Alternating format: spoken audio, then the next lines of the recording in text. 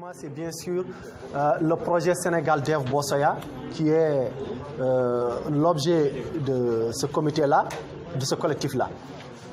On peut revenir un peu sur le contexte de ce projet. Ce projet, nous l'avons appris avec tout le monde par voie de presse télévisée. Nous l'avons appris aussi sur les réseaux sociaux le 9 décembre 2019 lors de la signature de la convention entre le GIC de Bossoya et les entreprises italiennes et américaines. Italienne, c'est OWAC Engineering Company, et américain, le plus en vue, c'est International Business Enterprises, qui est un groupe, une corporation. Ils ont signé une convention d'une valeur financière de 1,2 milliard de dollars, de 700 milliards de francs CFA. Ce qui est un montant très exorbitant par rapport aux collectivités territoriales, aux collectivités locales en question qui ont l'habitude de gérer des budgets ne dépensant même pas les 200 millions. Aujourd'hui, le projet en question, il y a beaucoup de zones d'ombre, il faut le rappeler, et les interpellations ont fusé de partout. Mais les réponses sont encore obscures. C'est pourquoi nous continuons d'interpeller, d'alerter, de sensibiliser la population, de sensibiliser en même temps aussi la société civile sénégalaise pour qu'elle se joigne à ce combat-là. Nous avons des antécédents très récents sur la collaboration entre les investisseurs étrangers et les collectivités territoriales, dont l'exemple de Fanaï et l'exemple de Dodel, qui sont des exemples quand même non pas souhaitables pour le Bossoya.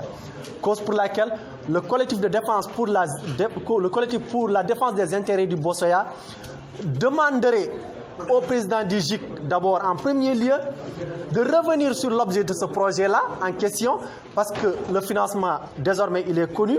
La durée, elle est connue, c'est 500 mois, donc c'est 41 ans, 8 mois. Le mode opératoire, il est connu, c'est le BOT, Build, Operate, Own et Transfer, en fin de projet. Mais l'objet du projet n'est pas encore connu. Est-ce que OWAC viendra-t-elle ou viendra-t-il exploiter du phosphate? Est-ce que OWAC fera-t-il de l'agrobusiness chez nous? Qui seront les véritables bénéficiaires de ce projet? Là, ça reste inconnu de toute la population sénégalaise et foutankaise en particulier. Cause pour laquelle le comité sonne l'alerte pour essayer quand même de mettre les réponses idoines de la part de ces décideurs-là sur la table. Et à un autre niveau, nous interpellons en même temps nos autorités étatiques, en premier lieu le chef de l'État, pour quand même qu'il puisse prendre en main ce dossier-là via l'ensemble des ministères concernés.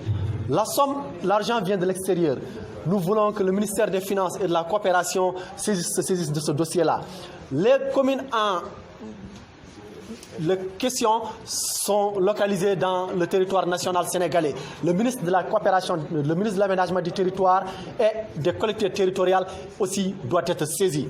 Nous voulons en même temps aussi que d'autres ministères, parce que le ministre de la Justice, le ministre de l'Intérieur soient saisis par rapport à cette question-là, parce que bien sûr, il y va de la stabilité nationale, il y va de l'intérêt national pour que demain, on ne soit pas une génération sacrifiée et qu'on ne sacrifie pas les générations à venir. Ça, c'est l'autre chose.